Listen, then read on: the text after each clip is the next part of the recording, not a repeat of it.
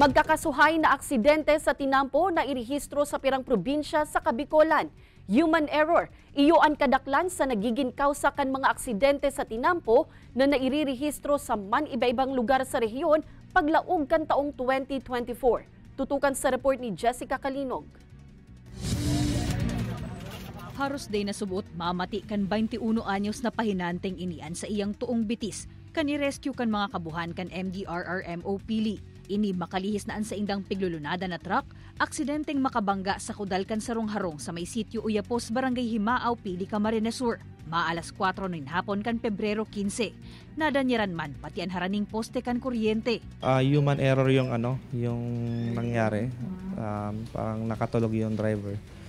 Yung sa area din medyo malawak na yung daanan and then pauwi na sila.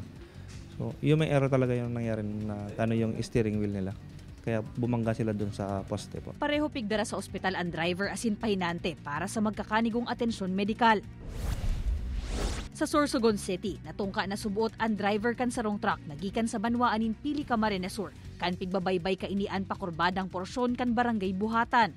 Diretso kaining nabanggaan nakaparadang pick-up asin sa kusog kan impact. Buminaliktad pa ini. May isang bystander naman na muntik ng tamaan, mabuti nakailag ito, ngunit sa kasamaang palad, natapilok po ang nasabing bystander, kung saan ito na lang po ang dinatnan ng ating rescuer o mga responder natin at dinapatan ng lunas sa kanyang pagkakatapilok. Mayo man ni nakulugan o nalugadan sa mga sakay kan truck. Pasado alas 11 man kasubanggi, kan makabudal sa kasabatang kotse ang sarong motorsiklo sa may madiklom na porsyon kan barangay Kamambugan, Daet, Camarines Norte. Kritikal ang kondisyon kan rider, mantang nagsapo manin minor injuries ang babaeng nagmamaneho kan kotse, pati na ang kaibanan kaining menor de edad. Sa datos kan Police Regional Office 5, 965 na mga aksidente sa tinampo ang nairehistro sa 6 na probinsya kan rehiyon sa laog sa naiyan kan bulanin Enero 2024. 867 sa mga ini ang nangyari huli sa human error, arog kan overspeeding.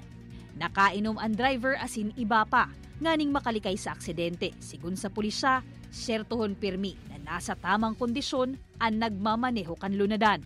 Kaibanan si Gerald Gandia, Jessica Kalinog, Balitang Bicolandia.